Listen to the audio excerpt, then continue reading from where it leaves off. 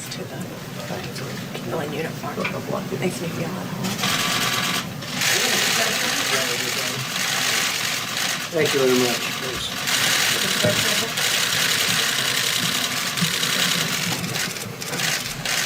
Thank you very much. We just completed a very good meeting of the coronavirus task force, and they're really doing a great job, our professionals.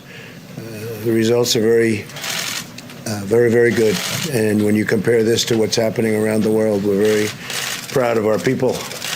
And there's been a tremendous amount of coordination with states, with cities, and they're a little smaller form of government, and they have things going well. They're coordinating with us, and certain in particular, I think California has been terrific, the relationship. New York has been really good.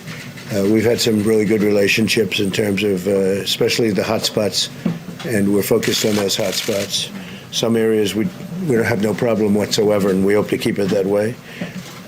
Before I turn this over to our great Vice President to provide an update, I just want to express my appreciation for the hard work done by the people behind me and the people back in the various offices, including the fact that I just left the Oval Office, so we have some people there that are probably watching this, or they're just working.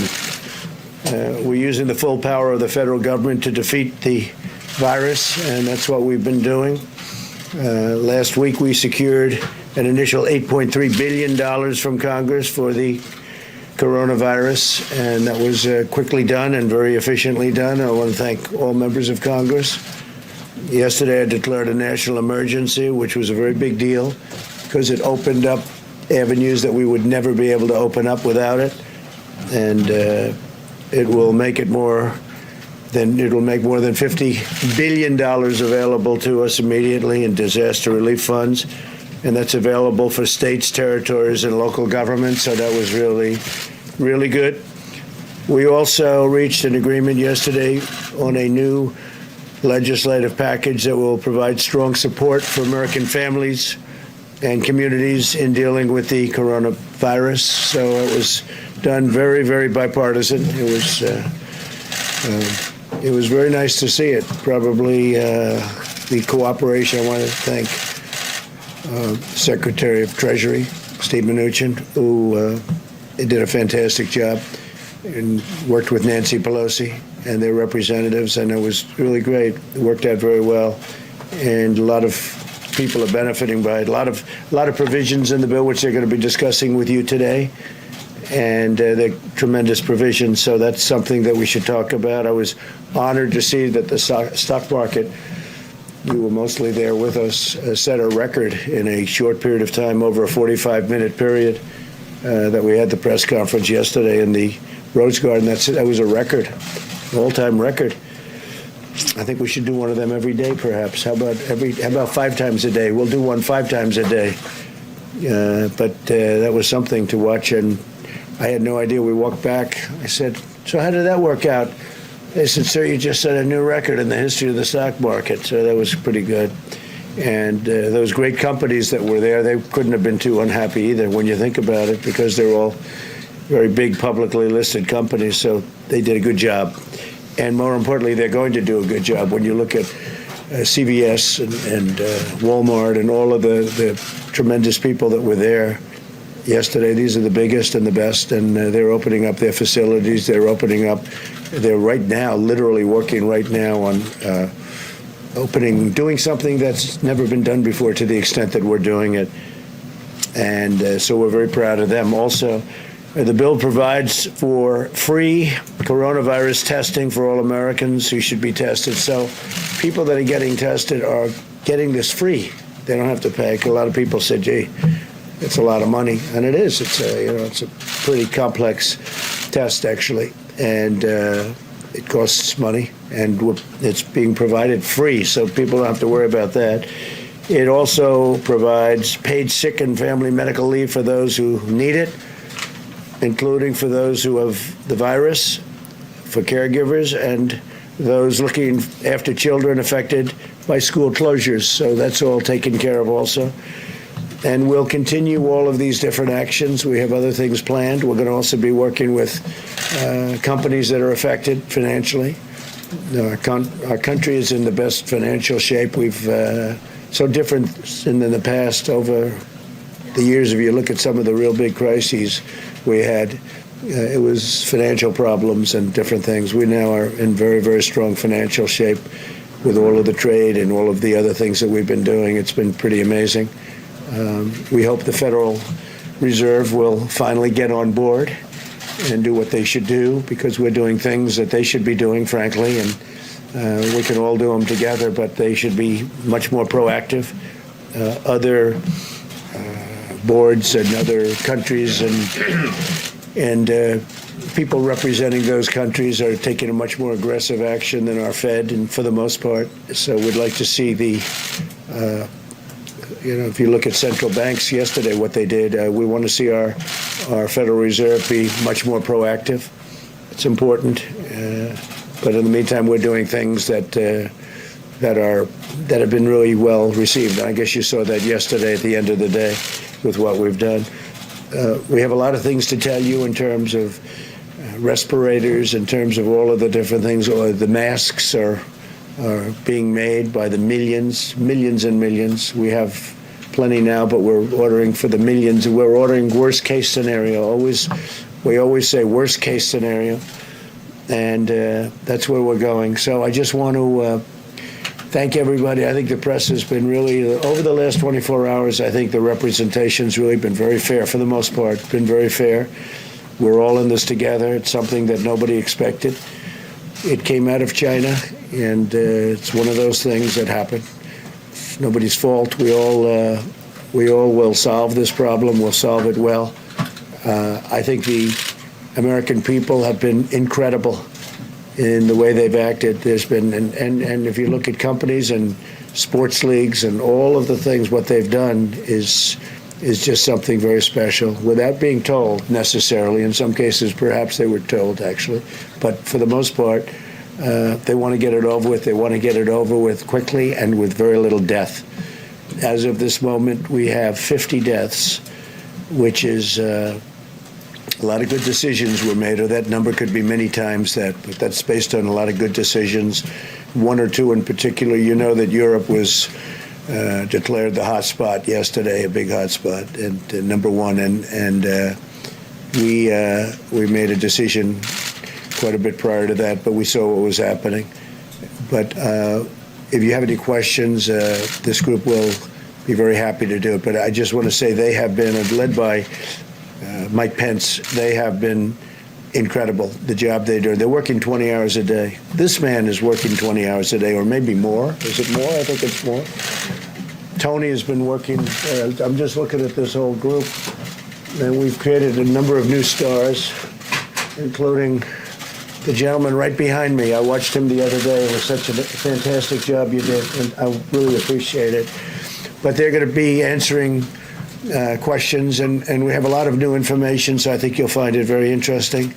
And I'll be going back to the Oval Office. Thank you very much. I'm sorry, Mr. President, there are so many people right now that are rushing to Costco. They're rushing to grocery stores all over the country. They're filling up their baskets. Is that the right move? Do you think that people should actually be saying, maybe conserve as opposed to buy? Also, overnight, Apple, sir, they announced that they're going to be closing all of their stores for 2 weeks. Do you want to see other retail outlets, restaurants, stuff like that do the same thing? I think it's fine if they do it. I think frankly, it's good if they do it. I think what Apple did is fine. And want to keep people away for a little while. Just keep them away. Well, and when it gets better, well, people are going and buying things, and I understand that. By the way, I had my temperature taken coming into the room. So did we. You did? Good. Yes, sir. Yeah. Let's compare. Do you want to compare? We did all of it. Yeah. Good. Well, that means we're all looking good. I also took the test last night. Yeah. And I decided I should, based on the press conference yesterday. People were asking, did I take the test? When will we have the result, Mr. President? I don't know, whatever it takes, a day or 2 days, whatever it is. They send it to a lab. Why did you But I decide to You've take been, it? you've been sending mixed Only because messages, the press sir. is going crazy. Mr. President, respectfully, you've been sending mixed messages. We watched as you shook hands with people yesterday. You have talked about 5 million tests being available, probably won't need that many. Has your own sense of urgency evolved, and are you changing what you're doing? No, I've been urgent. This is urgent for me right from the beginning. You know that because I closed up our country to China. But why are you shaking hands, sir? Because it almost becomes a habit, and you get out of that habit. And frankly, I was a non-handshaker for the most part. I never believed that shaking hands once you become a politician. And I notice it too. Political people walk up to me, they want to shake my hand. I said, well, you know, Mixed message, sir. just wait a minute. Just take it nice and easy, okay? Just relax. People come up to me, they shake hands, they put their hand out. It's sort of a natural reflex, and we're all getting out of it. All of us have that problem. Somebody comes up to you, they put their hand out, you probably tend to just shake it. And we're all getting out of that. Shaking hands is not a great thing to be doing right now, I agree. But people put their hand out. Sometimes I'll put the hand out. You don't think about it. People are thinking about it more and more. We have to think about it. It's important. Somebody said yesterday, I touched the microphone. I was touching it because we have different height people, and I'm trying to make it easy for them because they're going to have to touch because they wouldn't be able to reach the mic. They wouldn't be able to speak in the mic. So I'll move the mic down. And they said, oh, he touched the microphone. Well, if I don't touch it, they're going to have to touch it. Somebody's going to have to. So I might as well be the one to do it. But no, we all have to get away from, getting away from shaking hands is a good thing. And possibly that's something that comes out of this. Maybe people shouldn't be shaking hands for the long term because it does transmit flu and other things. You know, we have flu in our country that kills on average 36,000 people a year. 36,000 people. And, you know, that's something that we're not talking about. But as of this moment, we've lost 50, possibly a little bit less than 50, but probably 50 people. And we're going to try and keep that number as low as possible. Can you tell us how you do The Pentagon is telling service members and their families not to travel domestically. Should all Americans follow that same advice? Well, if you don't have to travel, I wouldn't do it. If you don't have to travel, we want this thing to end. We don't want a lot of people getting infected. We want it to end and end as quickly as possible. So far, I think we've done a fantastic job. I really think that the people behind me have not been given the credit that they deserve because they have done a fantastic job.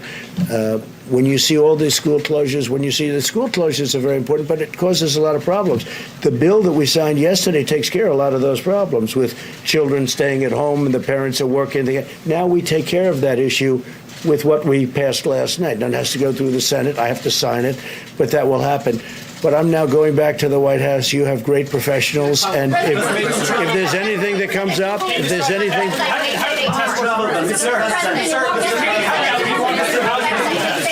Mr. President, thank you, Mr. President. I just wanted to follow up on that. Are you considering other travel restrictions, perhaps domestically, in that regard? Can you describe what type of... Specifically from certain areas, yes, we are. And we're working with the states, and we are considering other restrictions, yes. Reuters is reporting that you're going to extend the European travel ban to the UK and Ireland on Monday. Is that accurate? We're looking at it very seriously, yeah, because they've had a little bit of activity, unfortunately. So we're going to be looking at that. We are actually already have looked at it, and that is going to be announced. You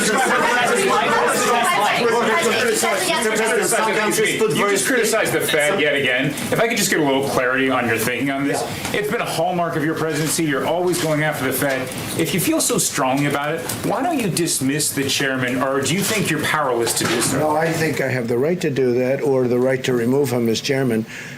He has so far made a lot of bad decisions, in my opinion. We had this great, and we will soon have again, because I think you're going to have a tremendous bounce when this is over. I think there's a pent-up bounce that's going to be tremendous. I think you saw that yesterday with the stock market.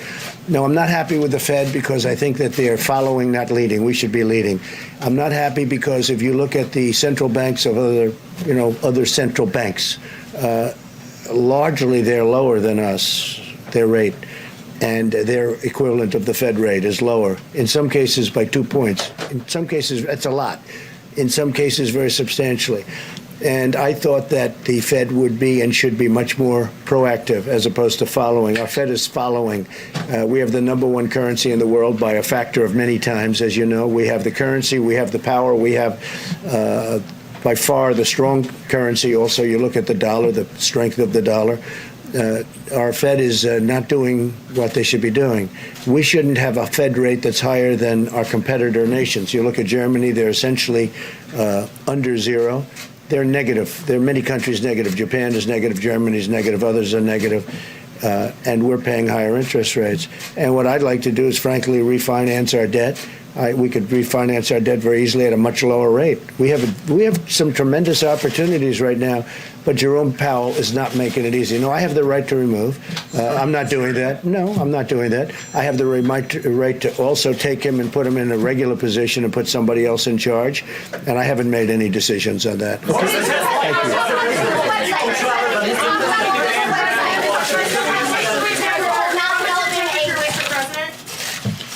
Was your temperature normal, Mr. President? Totally normal. Wasn't that when you did that? Hello, Mr. Vice President. Well, good afternoon, everyone. As the President just said, we just completed the White House coronavirus task force meeting in the Situation Room, and we continue to implement the President's vision, not just for a whole of government response to the coronavirus, but a whole of America approach. The focus of our task force today and going forward is on implementing the President's public and private partnership on testing, focusing on ensuring that state and local authorities have the guidance and the support to ensure mitigation, particularly in areas where we've seen community spread. And we're continuing to lean in at the President's direction on addressing capacity issues in our hospitals and with regard to equipment. Let me reiterate the President's gratitude, not just for the team behind me and the team behind them, all of our federal agencies that are literally working every day to bring a whole of government approach to this, but we also want to commend all of the governors across the country. I'll be speaking again to all the governors, all 50 states and the territories tomorrow. But as the President said yesterday in the Rose Garden, we couldn't be more grateful for all of the governors, particularly in areas where we've had community spread, for the seamless cooperation that's taking place. And we commend local health authorities and all of those who are literally on the front lines. Also grateful for all the businesses that you saw in high relief yesterday, businesses around the country, in sports and entertainment, in retail, that are making decisions based on CDC guidelines and good common sense to protect the American people. And lastly, as the President also said, we just want to thank the American people for listening to local authorities, listening to recommendations from the CDC. We'll hear more about that in just a moment from Dr. Fauci and Dr. Birx. But as we're seeing, not surprisingly, as we've seen in the past, the American people are all responding to look after not only their own health, but their families and their communities. And one story after another is truly inspiring to the President and to all of us. As you know, it's been a brisk few days. The President declared a national emergency yesterday, freeing up significant federal resources for state and local authorities, as well as our national response. The President announced that unprecedented public and private partnership on testing. And let me say that at 5 o'clock tomorrow, we will be detailing the progress that our team is making. I can tell you they are literally working around the clock with private companies. We are very pleased that Thermo Fisher was just approved last night by the FDA in record time to also be providing what's called a high throughput test. That will actually increase the capacity of this public and private partnership. But again, details on that in terms of when the local sites will be available at CVS and Walgreens and Walmart and other locations, what communities those will initially be available in, when the website will go online, as well as how this will continue to roll out. 5 p.m. tomorrow, Eastern Standard Time, will detail that. Last night, the House of Representatives passed legislation which addressed the priorities that President Trump had laid out for the American people in the weeks before that. I want to join President Trump in thanking Speaker Pelosi, Leader McCarthy, the Republicans and Democrats in the House of Representatives who, as the President said earlier today, pulled together to pass legislation that's meeting this moment in the bipartisan, health-first spirit that the American people would expect.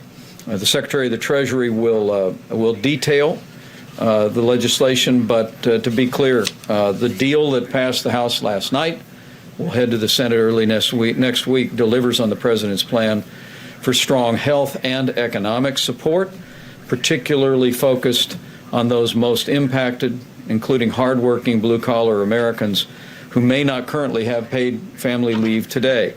It provides free coronavirus testing for uninsured Americans, and it builds on the decisions that President Trump made, expanding coverage for Medicare, Medicaid, and also getting a commitment from private health insurance companies to join with us to waive all copays on coronavirus testing. So now testing will be free for every American, those who have insurance, Medicare, Medicaid, other programs, and even the uninsured.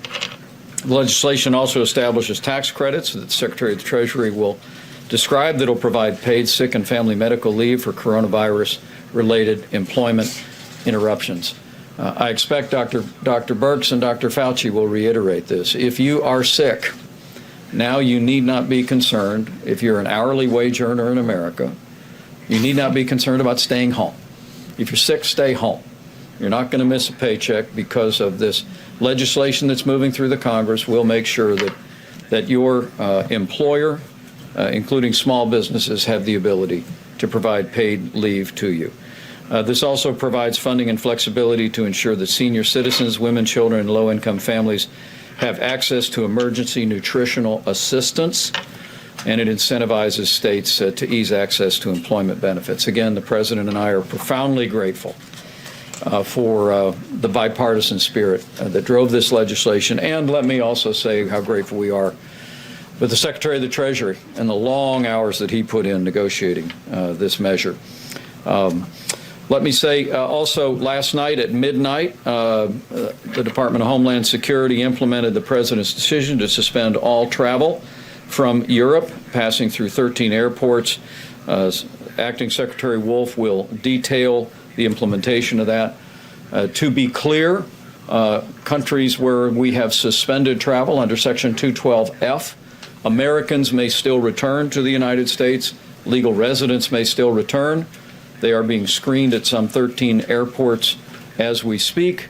If they are identified as being symptomatic for any illness, there is an additional response on site, but those Americans are being encouraged to return home and self-quarantine for 14 days. That started at midnight last night, and the Secretary will detail it.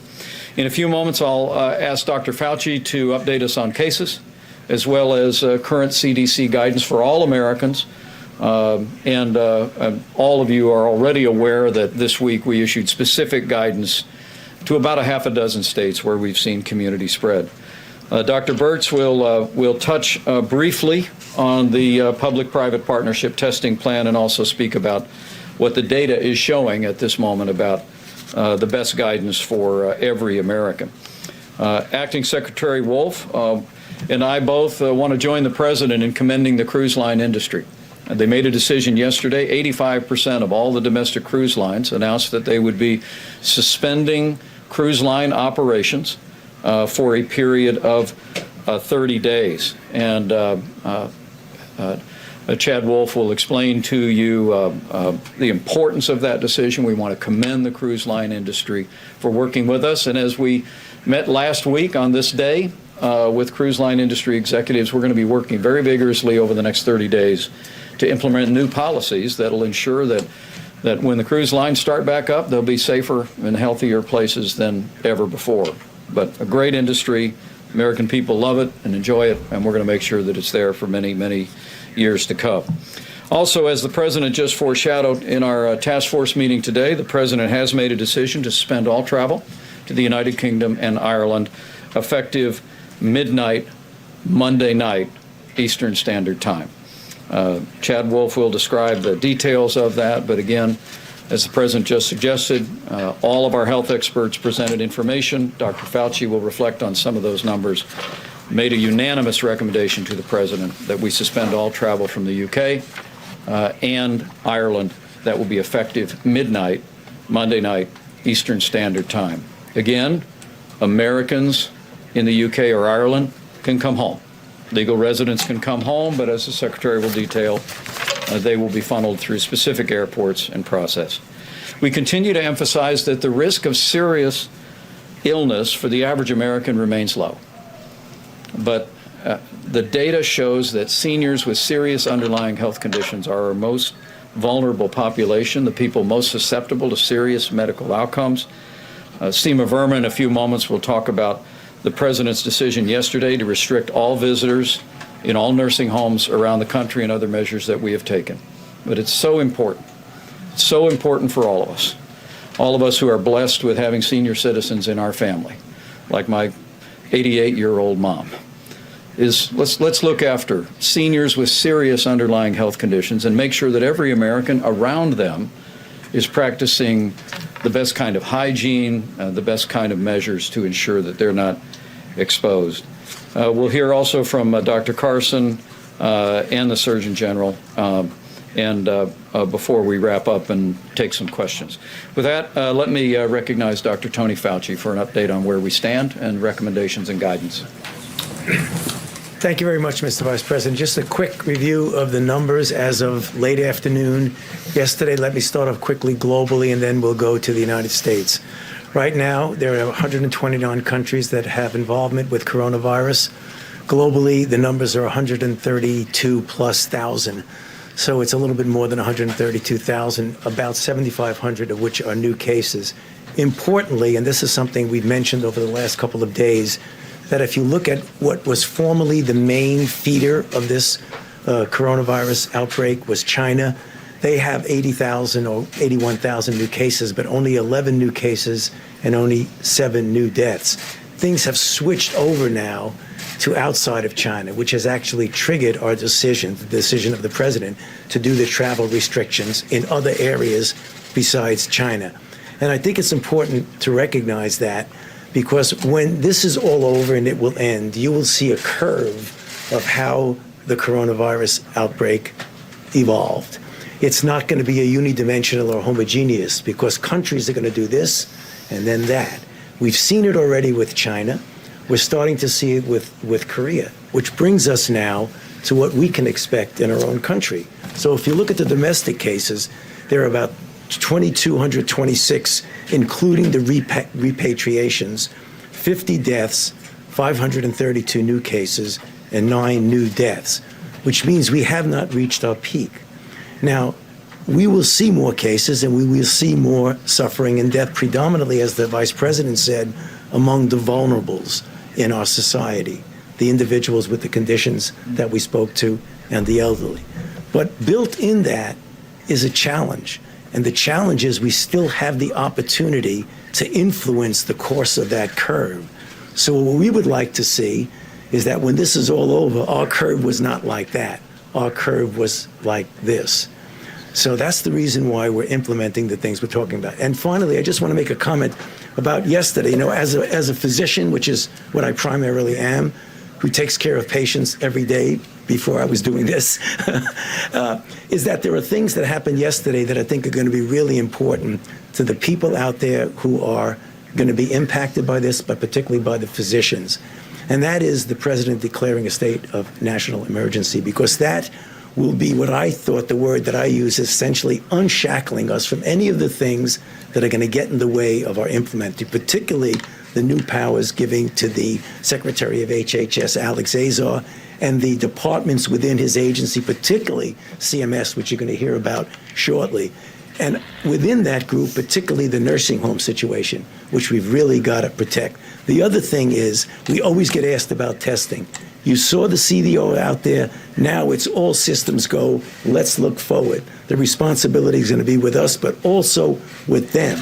Because as we get knowledge about new testing, we'll alleviate the anxiety that we have in the world about we don't know what's going on, but it also will give the individual physician and individual citizen the opportunity to know where they stand. I'll stop there and happy to answer questions later. Thank you. Thank you, Dr. Proctor. Thank you. Thank you. Good afternoon. I just completed my second week, so I want to just start with the 4 things that I have learned in the last 2 weeks. One, we're at our best when the country comes together in a bipartisan way, and that has really been extraordinary to witness. But secondly, what you may not have seen as much of is the willingness of state and local governments to work together with the federal government in a seamless way, independent of party affiliation.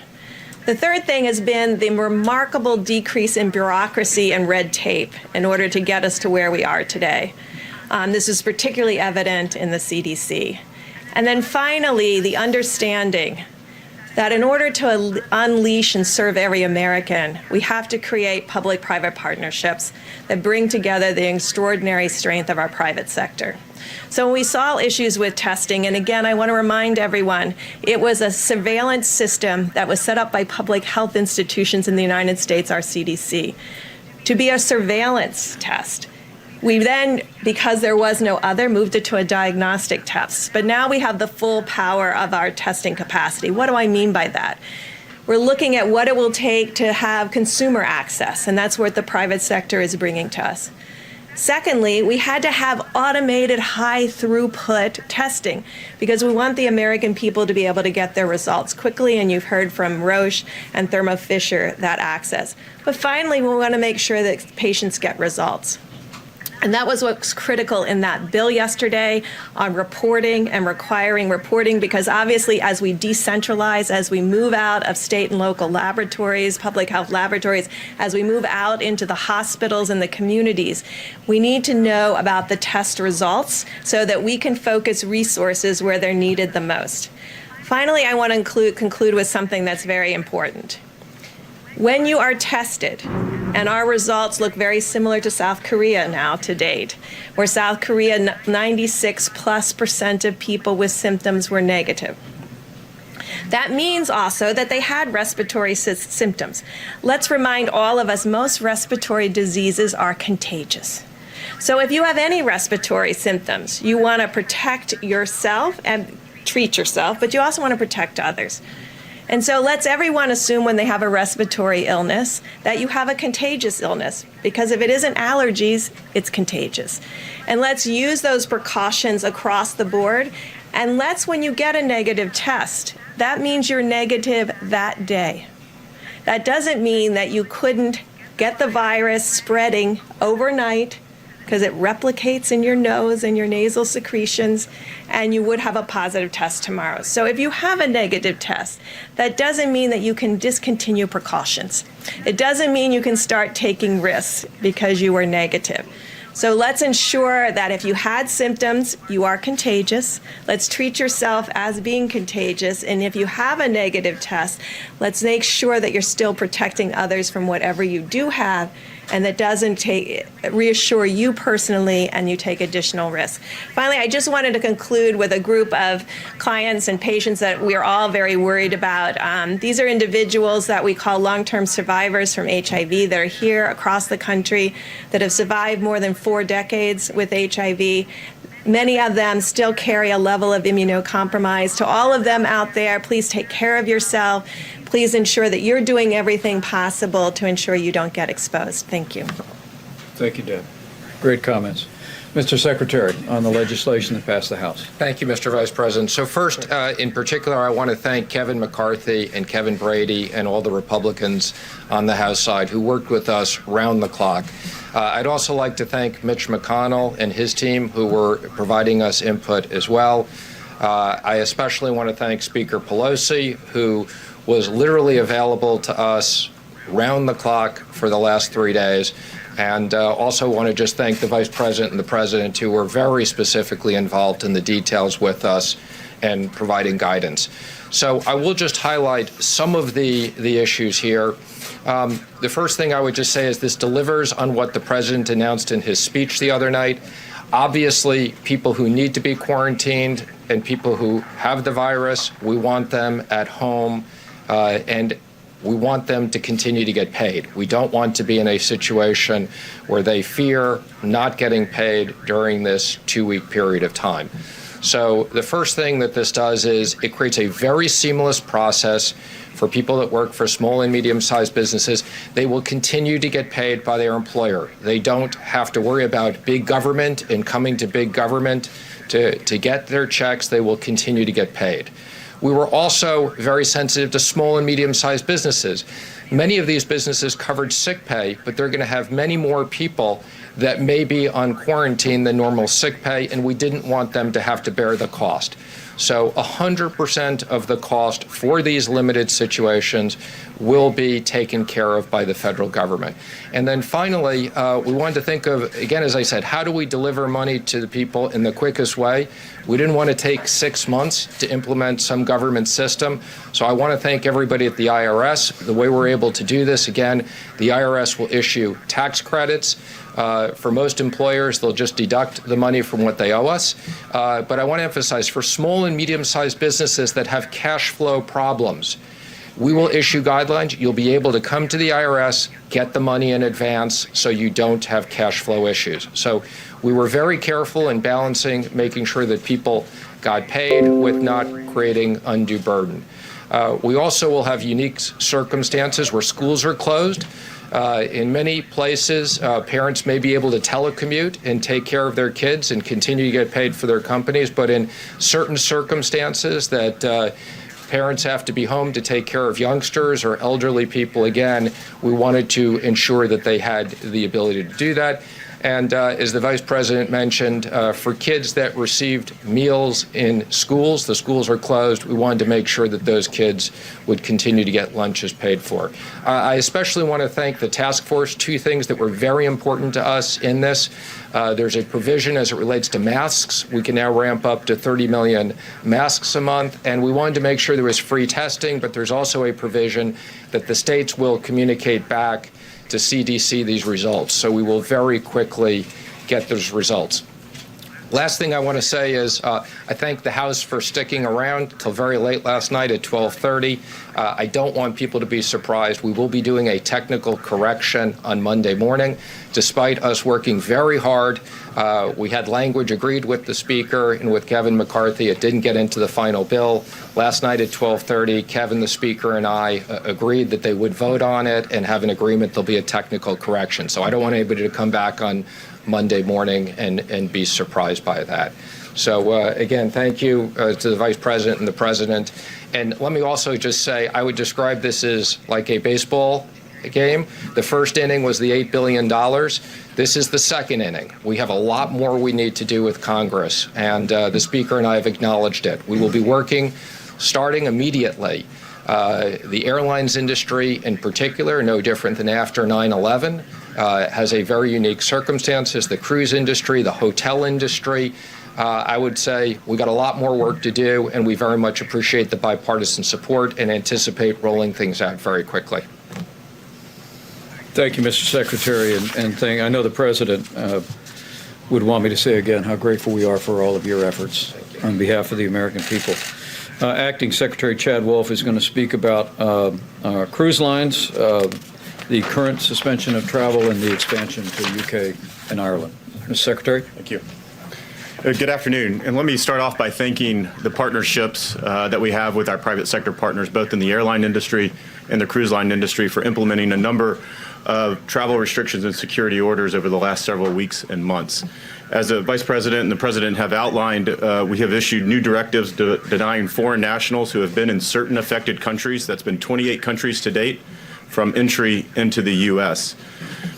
At the President's request, and again, as the Vice President outlined earlier, we've had a number of major cruise lines that have agreed to suspend outbound trips for 30 days. We've had a number of smaller operators follow that suit. And then we have also given orders to a very small handful to not sail, and that began at midnight last night as well. Today, as the Vice President outlined, the President made the decision due to the rising number of cases in the UK to apply these restrictions to both the UK and Ireland. So as we move forward, again, these restrictions bar travel for certain foreign nationals who have been present in the UK or Ireland in the past 14 days. And again, that goes effective midnight Monday. To be clear, the President's proclamation and these travel restrictions do not apply to U.S. citizens. I want to be very clear about that, and the Vice President mentioned that. Do not apply to U.S. citizens. So I think we saw some reporting of how do U.S. citizens get back from Europe quickly. They don't need to. They will be allowed into the U.S.